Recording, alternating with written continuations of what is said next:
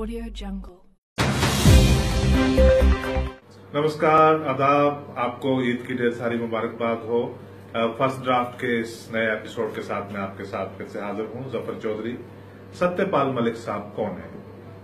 कल पता चला कि मरकज ने उनको जम्मू कश्मीर का नया गवर्नर अपॉइंट कर दिया गया है। एनएन वोरा साहब का 10 साल का टर्म जून में ही खत्म हो गया था। अब सत्यपाल मलिक साहब हमारे नए गवर्नर होंगे। लेकिन ये साहब हैं कौन?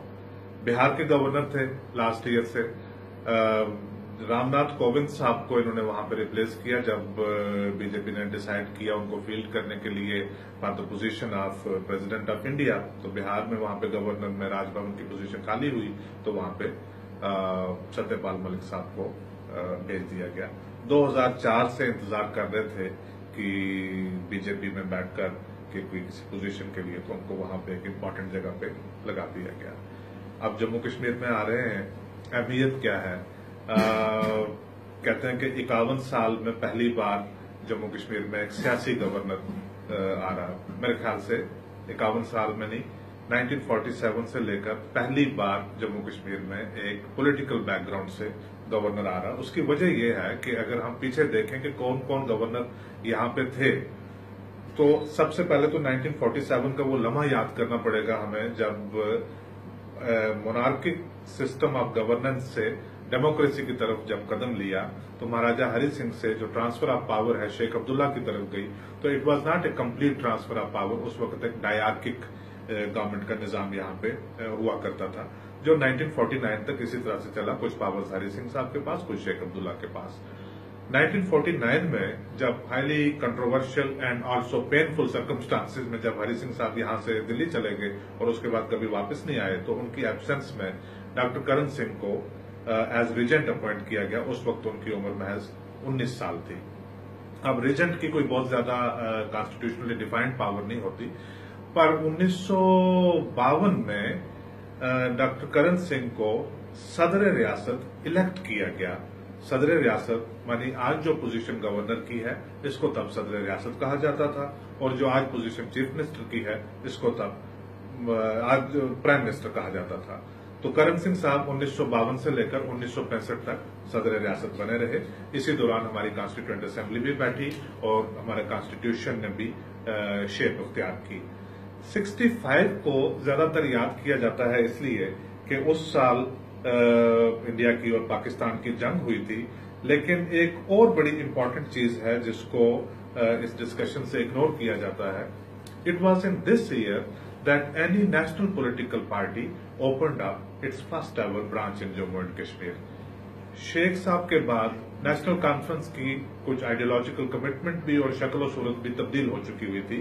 उसके बाद इसी में से बहुत सारे लोगों ने एक शेप अप किया डेमोक्रेटिक नेशनल कॉन्फ्रेंस, लेकिन तालमेल सारा कांग्रेस में था, मरकज में कांग्रेस थी, और इसको मजाहिया तौर के ऊपर यहाँ पे जो इनके क्रिटिक्स थे वो उनको कांग्रेस की ही एक branch, a rose known by another name, ऐसे करके इसको याद किया करते थे। तो 65 में जब कांग्रेस ने यहाँ पे अपने पैर जमाने शुरू किए, तो एक और था, जैसे आज हमें जो हमारे दोस्त होते हैं बीजेपी में या कुछ बाकी पार्टियों में, तो वो कहते हैं कि जी हम जम्मू कश्मीर का ग्रेटर इमोशनल और constitutional integration with the union of India, उसकी तरफ कदम बढ़ा रहे हैं। ये कदम तो 1947-48 से ही बढ़ते जा रहे थे। तो इसी की एक कड़ी थी कि 65 में यहाँ पे जो प्राइम मिनिस्टर की और सदर रियासत की जो डेजिग्नेशन है, उसको चेंज करके चीफ मिनिस्टर और गवर्नर की डेजिग्नेशन बना दी गई, ताकि ये मुल्क में बाकी रियासतों के साथ बिल्कुल हमवार हो जाए। तो उस सूरत में करण सिंह 65 में बन गए जम्मू कश्मीर के पहले गवर्नर। 67 तक के गवर्नर रहे, और इनको ये भी एजाज हासिल है कि जम्मू कश्मीर के स्टेट सब्जेक्ट, बतौर स्टेट सब्जेक्ट, ये पहले और आखिरी गवर्नर यहाँ पे थे। करण सिंह साहब को रिप्लेस किया भगवान सहाय ने। एक इंडियन सिविल सर्विसेज के ऑफिसर थे, बहुत ही मजे हुए ब्यूरोक्रेट थे, बड़ी बड़ी पोजीशंस के ऊपर उससे पहले काम कर चुके थे। और इंडियन सिविल सर्विसेज जो IAS का इक्विवेलेंट होता था बिफोर 1947, उस सर्विस से ये बिलोंग करते थे। भगवान सहाय साहब के भाई साहब विष्णु सहाय भी असम के गवर्नर रह चुके हुए हैं। इनको रिप्लेस किया 1973 में लक्ष्मीकांत झा साहब ने, जिनको पॉपुलरली LK झा कहा जाता था। और झा काफी देर तक 81 तक यहाँ पे रहे। इनका जो दौर है उसमें बड़ी इंपॉर्टेंट पॉलिटिकल डेवलपमेंट्स यहाँ पे हुई। झा के दौरान ही 1974 में इंदिरा शेख अकॉर्ड भी हुआ और उसके बाद 1975 के शुरुआत में शेख अब्दुल्ला साहब वापस लौट कर आए यहाँ पे और चीफ मिनिस्टर बने। बड़ी दिलचस्पी की बात है, ये शायद आज के हिंदुस्तान में या आज की दुनिया में इस तरह से मुमकिन नहीं होता है कि ये भी एक डील थी कि इलेक्टेड असेंबली थी कांग्रेस की, इक्तदार उनको हासिल था, चीफ मिनिस्टर कांग्रेस के यहाँ पे बैठे हुए थे। जब ये इंदिरा शेख अकॉर्ड हो गया तो उस अकॉर्ड के तहत उन्होंने चीफ मिनिस्टर साहब को इस्तीफा देने के लिए कहा, असेंबली वही रही और चीफ मिनिस्टर नेशनल कॉन्फ्रेंस के आ गए। जो एक हमारा सीरीज जम्मू कश्मीर के ऊपर आने वाली है, the making of the Kashmir conflict, उसमें ये एक पूरा एपिसोड हम आपके साथ जरूर शेयर करेंगे। आज इसके ऊपर इतना ही। झा साहब के दौरान ही 77 के इलेक्शन हुए और शेख साहब दोबारा पावर में आए। इन्होंने एक किताब लिखी थी, nice guys finish second, nice guys finish second. जो भी लोग जम्मू कश्मीर के मामलात में दिलचस्पी रखते हैं उनको मैं बड़ा स्ट्रांगली रिकमेंड करता हूं कि इस किताब का मुताला जरूर करें। मैंने ये किताब दिलचस्पी से पढ़ी। इसमें से एक चीज निहायत ही मुझे पसंद आई जो मेरे जहन से कभी उतरती नहीं है। ये कहते हैं कि जब ये गवर्नर बन के आए तो इनसे मिलने के लिए टाइगर आए। टाइगर कौन है? करण सिंह साहब को इंदिरा गांधी प्यार से टाइगर बुलाया करती थी और वो उनके सारे कॉन्टेम्परेरीज जो थे वो उनको एक लंबे अरसे तक टाइगर के नाम से ही याद करते थे। अब क्योंकि टाइगर सदर रियासत भी रह चुके थे और गवर्नर भी रह चुके थे तो झा साहब को लगा कि इनसे जरा समझा जाए कि पेचीदगियां क्या हैं, मामलात क्या हैं और एडवाइस क्या है इनकी।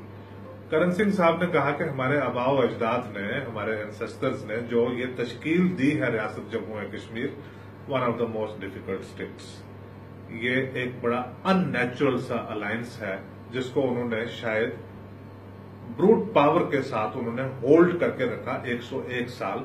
लेकिन जो रिलेशनशिप का कॉन्टेक्स्ट है 3 रीजन्स में, ये एक बड़ा फ्रेजाइल है और एक धागे के साथ 3 रीजन्स ये लटके हुए हैं। क्या ख्याल है आपका? आज 2018 में आपको ये नहीं लगता कि जो बात उन्होंने कही थी वो आज भी बिल्कुल वैसी है, वो फ्रेश है और आगे भी शायद वैसी ही रहेगी? बट ब्यूटी इसकी ये है कि बावजूद उसके 101 साल डोगरा चला के और 70 साल से बाद जो है अवाम की जो हुकूमत है वो भी इन 3 रीजन्स को इख्तलाफात के बावजूद चला रहे हैं। कन्फ्लिक्ट का चलते रहना भी एक अपने आप में हेरिटेज है।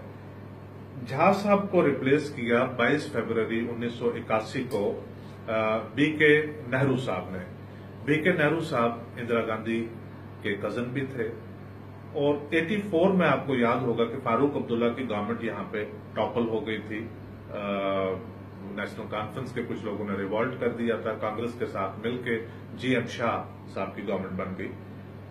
बीके नेहरू साहब ने भी बाद में एक किताब लिखी और उसमें उन्होंने बताया कि इंदिरा गांधी की तरफ से बेहद प्रेशर था उनपे कि वो मदद करें फारूक अब्दुल्ला की गवर्नमेंट को टॉपल करने में, लेकिन ऐसा उन्होंने करने से इनकार कर दिया कि राजभवन को उन्होंने किसी सियासी मकसद के लिए इस्तेमाल नहीं होने दिया, ऐसा बीके नेहरू साहब का क्लेम है। तो लिहाजा 26 अप्रैल 24 या 25 अप्रैल 1984 को बीके नेहरू साहब को रिकॉल कर लिया गया और जगमोहन को गवर्नर बना दिया गया। अब जगमोहन साहब तो बाद में बीजेपी में भी गए, फिर वो एक उनकी अलग आइडेंटिटी बनी कि उस वक्त जगमोहन की पहचान एक मुख्तलिफ थी। इंडियन सिविल सर्विसेज थे वो, उससे तो वो थे ही, ब्यूरोक्रेट थे, लेकिन वो इंदिरा गांधी के जो सबसे करीबी पॉलिटिकल लेफ्टिनेंट और उनके बेटे संजय गांधी के बहुत करीब थे।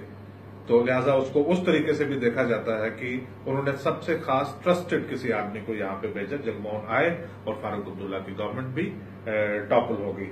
जगमोहन का 1984 से लेकर 1989 तक का जो दौर था और उसके बाद दोबारा भी वो एक बार गवर्नर बनकर यहां पे आए। ज्यादा मैं उसमें तफसील में नहीं जाना चाहूंगा। जब हम गवर्नरों को और चीफ मिनिस्टरों के ऊपर एक एपिसोड आपके साथ हम लेकर नई सीरीज लेकर आएंगे तो उसमें हम आपसे जिक्र करेंगे तफसील में जगमोहन साहब के दौर का। जगमोहन साहब जितने ज्यादा कंट्रोवर्शियल यहाँ पे थे बतौर गवर्नर, उतना ही उनको याद किया जाता है एडमिनिस्ट्रेटिव रिफॉर्म्स के लिए, बेहतर गवर्नेंस की जो कोशिशें उन्होंने की हैं उसके लिए भी याद किया जाता है। माता वैष्णो देवी श्राइन बोर्ड आज एक बहुत बड़ा इंस्टीट्यूशन है, उसकी भी तश्कील उन्होंने दी थी। लेकिन जैसे मैंने गुजारिश किया कि इसके ऊपर हम तफसील से किसी दिन बात करेंगे। जगमोहन साहब के ही दौरान हम ये ना भूलें कि 1987 के इलेक्शंस की रिगिंग भी हुई थी, जिसको कहा जाता है the original sin in making of the present shape of conflict in Kashmir. इनको रिप्लेस किया 89 में जनरल केवी कृष्णा राव, जो आर्मी के चीफ रह चुके थे। लेकिन कृष्णा राव साहब का दौर बहुत कम रहा, फिर जगमोहन साहब को वापस लाया गया 1990 में।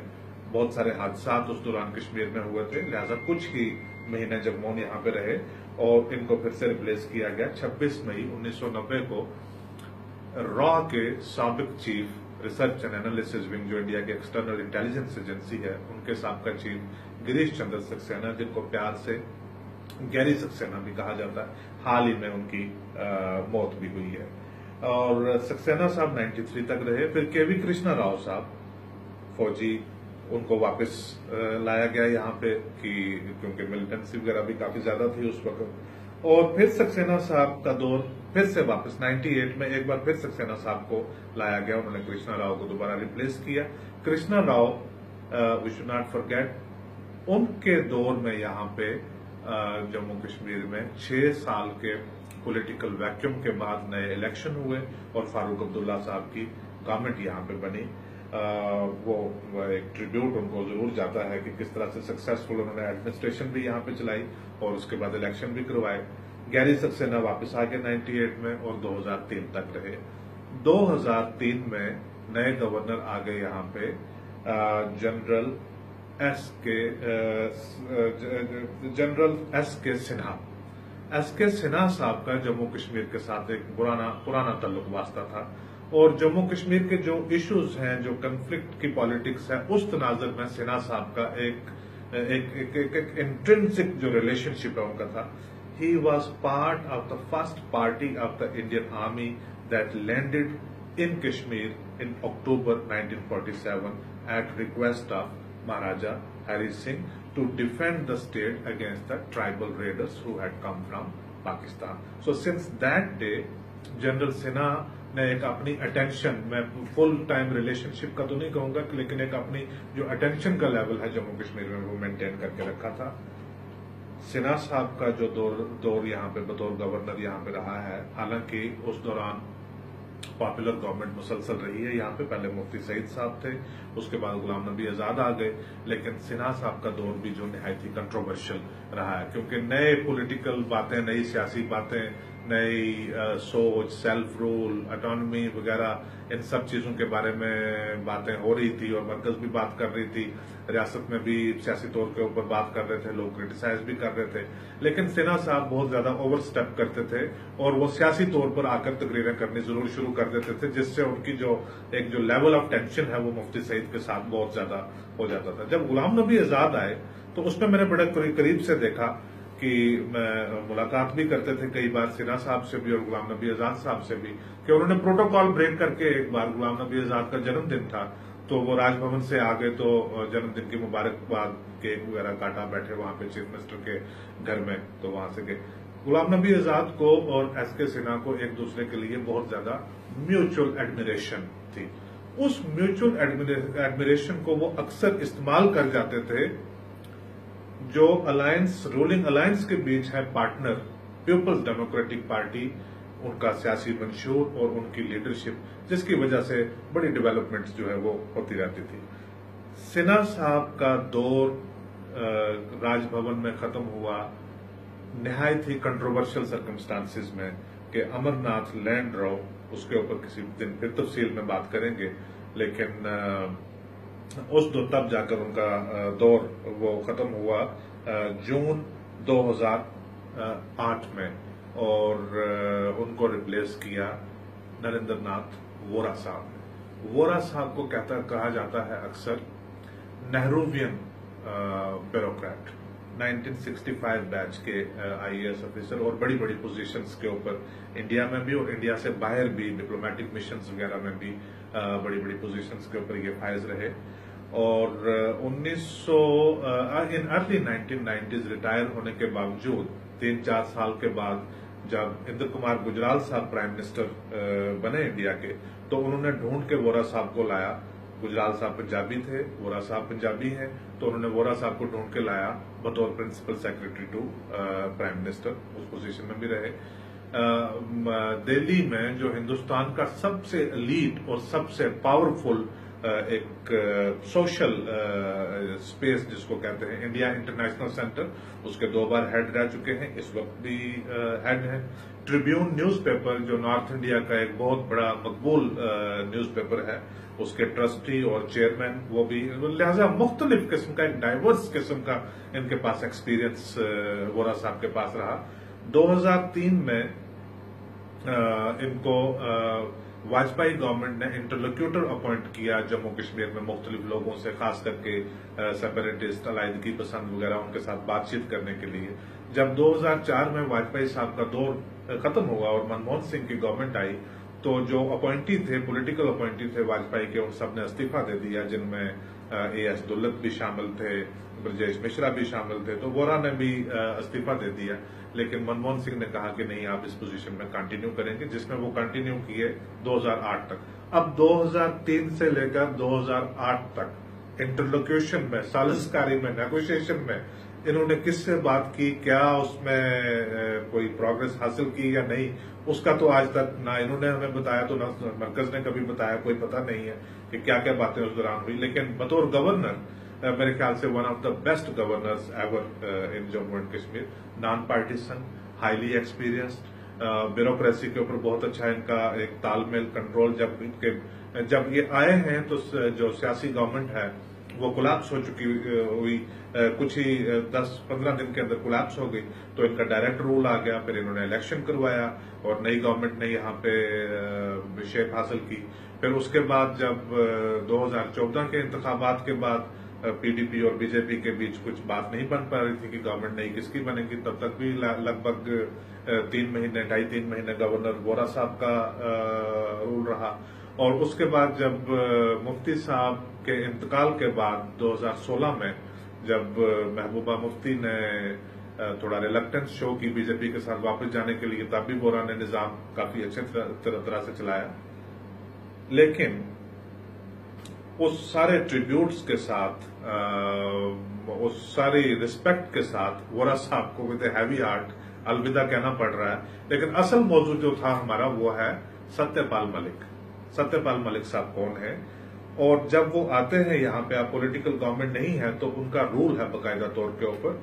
वोरा को जब वो रिप्लेस करते हैं तो वोरा क्या कर रहे थे, क्या वो सत्यपाल मलिक आगे लेकर जाएंगे, वोरा की प्रायोरिटीज क्या थी, सत्यपाल मलिक की प्रायोरिटीज कैसी हो सकती हैं, वो तो जब आएंगे तब पता चलेगा। लेकिन ये जानना जरूरी है कि सत्यपाल मलिक साहब हैं कौन है। तो एक संक्षिप्त तरीके से जो मैं बताऊं कि ये साहब हैं कौन है, ये एक पॉलिटिकल माइंड है, he is a politician, A thorough politician. Political career होना एक अलग बात है, लेकिन पॉलिटिशियन होना, सियासी दिमाग, सियासी जहनीयत रखना, वो एक अलग बात है। तो उस सियासी जहनीयत के मालिक हैं सत्यपाल मलिक साहब। पिछले साल जब रामनाथ कोविंद, जो उस वक्त बिहार के गवर्नर थे, तो उनको नामजद किया गया प्रेसिडेंट ऑफ इंडिया की पोजीशन के लिए, तो तब सत्यपाल मलिक ने उनको रिप्लेस किया। लंबे इंतजार के बाद उनको एक पोजीशन मिली, जो 2004 में इन्होंने बीजेपी ज्वाइन की थी, तो इंतजार किया इन्होंने पेशेंस के बाद, 13 साल के बाद इनको एक पोजीशन मिली, बिहार में बैठे थे। उससे पहले मैं क्यों कहता हूं कि ये एक पॉलिटिकल माइंड इनका ज्यादा क्यों है, सियासी जो डेप्थ, जो गहराई होती है, उसके मालिक हैं। एक और दिलचस्प चीज है, वो कोई ज्यादा प्राइड नहीं उसमें लोग ढूंढते, लेकिन इम्पोर्टेंट है। कांग्रेस, समाजवादी पार्टी और जनता दल, इन सारे आंगनों में बैठने के बाद सत्यपाल मलिक साहब बीजेपी में गए, तो लिहाजा हिंदुस्तान के हर एक जो तर्ज सियासत है, उनका तजुर्बा इनको अच्छी तरह से है। बीजेपी इनके लिए चौथी पार्टी है, पहली पार्टी नहीं है। जम्मू कश्मीर में जब वो आते हैं तो उनका यहाँ पे जो सियासत को समझने का तरीकाकार क्या रहेगा, उनके ओपनिंग पॉइंट ऑफ कॉन्टैक्ट्स यहाँ पे क्या होंगे, और सत्यपाल मलिक ही क्यों जम्मू कश्मीर के गवर्नर बनाए गए, किसी और को क्यों नहीं भेजा गया। मेरी इतलात के मुताबिक इसमें सत्यपाल मलिक की अपॉइंटमेंट में उस शख्स का ज्यादा रोल है जिसका ये ख्याल था कि ये जो पीडीपी और बीजेपी की गवर्नमेंट है इसको अब शायद सीज कर देना चाहिए और गवर्नर का रोल लगाना चाहिए। मेरा इशारा है, आप समझ गए होंगे, national security adviser Ajit Doval साहब की तरफ। पिछले साल से तो आप देख रहे थे, बल्कि 2016 से कि होम मिनिस्टर राजनाथ सिंह साहब किस तरह से बहुत प्रोएक्टिव होकर मरकज की कश्मीर पॉलिसी के साथ डील कर रहे थे, और जून के ही महीने में वो श्रीनगर में भी थे और जम्मू में भी थे, और उन्होंने यहाँ पे बड़ी बात की। एक प्रेस कॉन्फ्रेंस के दौरान मैंने उनसे सवाल भी पूछा तो उन्होंने कहा कि हम डायलॉग करना चाहते हैं कश्मीर में, और उसमें लाइक माइंडेड होने की जरूरत नहीं है बल्कि राइट माइंडेड होने की जरूरत है। कहने का मतलब ये कि ये अगर हुर्रियत वाले, बाकी इलाज की पसंद, ये अगर अपने पॉलिटिकल मंशूर जो है वो भी रखें तो हमें उससे कोई प्रॉब्लम नहीं है। कंस्ट्रक्टिव होने चाहिए कि बातचीत करें। ये लगभग अगर आप इसको ट्रांसलेट करें तो वो वाजपेयी साहब का जमहूरियत, इंसानियत और कश्मीरियत वाली जो बात थी, ये तो वो एक वाजपेयी इरा के उस किस्म के पॉलिटिशियन। लेकिन 7-8 दिन के बाद पता चला कि बीजेपी ने तो सपोर्ट वापस ले ली है और महबूबा मुफ्ती की गवर्नमेंट गिर गई है और एक पॉलिटिकल वैक्यूम ज्यादा हो गया है। तो जो बीजेपी के लोग दिल्ली में गए उनसे भी बातचीत होकर पता चला है कि शायद इसमें ज्यादा जो एक राय थी वो डोवल साहब की उस वक्त ज्यादा थी कि एक नया तरीका वहां पे अप्लाई करके देखते हैं कि उससे सिचुएशन में कैसे तब्दीली आ सकती है। डोवल साहब मोदी गवर्नमेंट में डायरेक्ट कश्मीर पॉलिसी को वहां पे हैंडल करते हैं। सत्यपाल मलिक और अजीत डोवल लगभग हम उम्र तो है ही हैं, लेकिन एक ही कॉलेज से दोनों आते हैं और इनका एक जो ताल्लुक वास्ता है, एक जान पहचान है, ये कॉलेज के वक्त से चली आ रही है। तो अगर डोवल साहब उन लोगों में शामिल थे together with Amit Shah and prime minister Modi, जिनका ये ख्याल था कि हमें विड्रॉ करना चाहिए जम्मू कश्मीर से और गवर्नर रूल वहां पे नाफिज करना चाहिए, तो वो फिर डोवल साहब ही हो सकते हैं जो बेहतर समझ सकते हैं कि अब अगले गवर्नर वहां पे कौन होने चाहिए।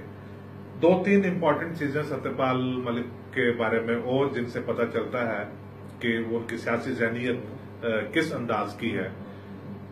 सबसे अहम तो यह है कि ये, जैसे मैंने जिक्र किया कि भाजपा, बीजेपी इनके लिए चौथी पार्टी थी। कांग्रेस में भी ये थे, समाजवादी पार्टी में भी थे, जनता दल में भी थे, और उसके बाद ये बीजेपी में आए। तो इन सारी पार्टीज में थोड़ा थोड़ा एक अंदाजा लग जाता है कि आप हिंदुस्तान में किस रियासत में जाकर क्या चीज आपको करने की जरूरत है और कैसे आप सक्सेसफुल रह सकते हैं। एक इम्पॉर्टेंट चीज, जन मोर्चा, जिसके मुफ्ती मोहम्मद सईद को फाउंडर थे under the aegis of VP Malik, Satyapal Malik भी मुफ्ती सईद के साथ उसके को फाउंडर थे।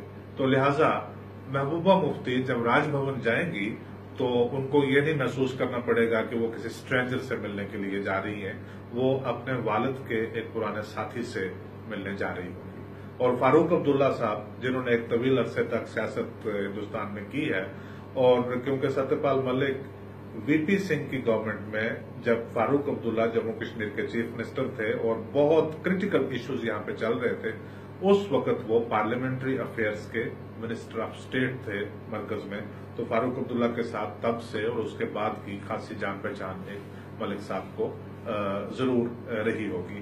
तो ये कुल मिला के एक जो है, ये 2 पॉलिटिकल पार्टीज हैं, अगर इनके साथ एक आपकी अच्छी ओपनिंग शुरू हो जाती है तो जब पॉलिटिकल गवर्नमेंट के एब्सेंस में जब आप यहाँ पे सिस्टम को चलाते हैं, मेरे ख्याल से वो एक काफी बेहतर कदम साबित हो सकता है। दूसरा ये है कि ये एक नर्म तबीयत के होंगे या सख्त गिर होंगे, 2 चीजें। ये किसी के साथ डायलॉग वगैरह, जिस तरह से मरकज ने बहुत बार इंडिकेट किया, जब गवर्नमेंट से विड्रॉ करने के बाद भी राम माधव ने कम से कम 3 बार आज तक कहा है कि हमने गवर्नमेंट से विड्रॉ किया है, जम्मू कश्मीर से विड्रॉ नहीं किया। कोई पीस प्रोसेस, डायलॉग और जो चीजें हम पहले इंडिकेट कर रहे थे उनके साथ हम कमिटेड हैं, हम अब भी वो करना चाहते हैं। क्या सत्यपाल मलिक के दौरान किसी किस्म का कोई डायलॉग रिज्यूम हो सकता है? तो इसमें मेरा जवाब हाँ में भी है और ना में भी है। Satyapal Malik will be amendable कि किस तरह से उनको एक एडवाइस मरकज से आती है और किस तरह से उसको वो आगे से इम्प्लीमेंट करते हैं, वो इस तरह से थोड़ा फ्लेक्सिबल मेरे ख्याल से वो राजभवन में रहेंगे। वोरा साहब उतने ज्यादा फ्लेक्सिबल नहीं थे। ये बहुत सारे फैसले मरकज से मशवरा किए बिना गवर्नर की पावर्स को, कॉन्स्टिट्यूशन को मद्देनजर में रखते हुए ये फैसले ले लिया करते थे। उनमें से कई फैसले मरकज को पसंद आते थे और कई फैसले मरकज को नहीं पसंद आते थे। मेरे ख्याल से सत्यपाल मलिक साहब ऐसा नहीं करेंगे। वो मरकज से पहले समझेंगे कि उनकी क्या प्रायोरिटीज हैं इस वक्त, और एक कंसल्टेशन का प्रोसेस है वो रेगुलरली चलता रहेगा। लेकिन इतना मैं यकीन के साथ जरूर कह सकता हूं कि जो रीजनल पॉलिटिकल पार्टीज हैं या और इम्पोर्टेंट जो पॉकेट्स ऑफ इन्फ्लुएंसेस हैं, उनके साथ इनका जो एक प्रोसेस ऑफ कंसल्टेशन है वो जरूर बहुत बेहतरीन तरीके से चलता रहेगा। आखिर में गवर्नर की जो एडमिनिस्ट्रेशन इस वक्त है, उसकी जो शक्ल सूरत है, क्या यही सत्यपाल मलिक साहब के दौर में भी रहेगी? जिस तरह से मिनिस्टर्स की जो टर्म है that is coterminous with the term of the chief minister, more और लेस एडवाइजर्स की टर्म भी coterminous with the term of the governor होती है। अब जब नए गवर्नर यहां पे आ जाते हैं तो ये कहना मुश्किल होगा क्या भारत भूषण व्यास, खुर्शीद अहमद गनई और के विजय कुमार साहब क्या यही बतौर एडवाइजर्स कंटिन्यू करेंगे या इनको रिप्लेस किया जाएगा या इनको साथ रख के कुछ और एडवाइजर्स भी लगाए जाएंगे, ये देखा जाना। लेकिन अगर इनको रिप्लेस किया जाता है थोड़ी सारी सिचुएशन मुख्तलिफ होगी, क्योंकि Khurshid Ganai chief information commissioner थे, उनसे इस्तीफा दिला के उनको एडवाइजर बनाया गया। उस वक्त गनई साहब और गवर्नर वोरा के भी जहन में ये था शायद ये जो रूल है वोरा का, this is going to be a long shot. B B Vyas का आपको याद होगा ऑलरेडी वो एक्सटेंशन पे थे, लेकिन first time ever department of personal and training ने रूल्स अमेंड करके उनको 1 साल की एक्सटेंशन यहाँ पे दी थी बतौर चीफ सेक्रेटरी, कि अगले साल वो शायद मई जून तक, वो सितंबर तक शायद बतौर चीफ सेक्रेटरी वो जम्मू कश्मीर में रहते। लेकिन उनको उस पोजीशन पे नहीं रखा और नए चीफ सेक्रेटरी यहाँ पे आ गए और बीबी व्यास को एडवाइजर बना दिया। अगर अब सत्यपाल साहब व्यास साहब को एडवाइजर रखेंगे तो बहुत बेहतर होगा, क्योंकि उनको बड़ी जानकारी है जम्मू कश्मीर के मामलात की। लेकिन अगर वो नहीं रखते हैं तो मेरी इतलात ये है कि डीओपीटी ने व्यास की जो एक्सटेंशन है वो ऑलरेडी रिवोक कर दी हुई है कि अब वो उसी पोजीशन के ऊपर वापस जाने की पोजीशन में शायद नहीं होंगे। The most important thing is कि वोरा साहब की इस वक्त टॉप प्रायोरिटी थी कि वो एक पॉलिटिकल प्रोसेस को एक इनडायरेक्ट तरीके से रिस्टोर करना चाहते थे कि गवर्नमेंट बेशक नहीं है लेकिन power should go to the people. Urban local bodies as a test case सितंबर में उसका इलेक्शन बिल्कुल ड्यू करके उन्होंने रखा हुआ था, और उसके बाद वो अक्टूबर से लेकर दिसंबर तक पंचायत का इलेक्शन करवाना चाहते थे। अब ये सत्यपाल साहब की प्रायोरिटीज में आता है या नहीं आता है, इसको देखा जाना है। लेकिन मेरी जाती राय ये होगी कि पहले कोशिश की जानी चाहिए, सत्यपाल मलिक साहब या वोरा साहब कितने भी बेहतरीन एडमिनिस्ट्रेटर क्यों ना हो राजभवन में, पहले कोशिश ये होनी चाहिए कि डेमोक्रेटिक गवर्नमेंट को रिस्टोर किया जाए। उसके बाद जो पॉलिटिकल प्रोसेसेस हैं, अर्बन लोकल बॉडीज इलेक्शन और पंचायत इलेक्शन, वो करवाया जाए। इसके साथ मैं आपसे इजाजत लेता हूं। बहुत बहुत शुक्रिया। एक नए एपिसोड के साथ फिर से आपके साथ जल्दी हाजिर होगा।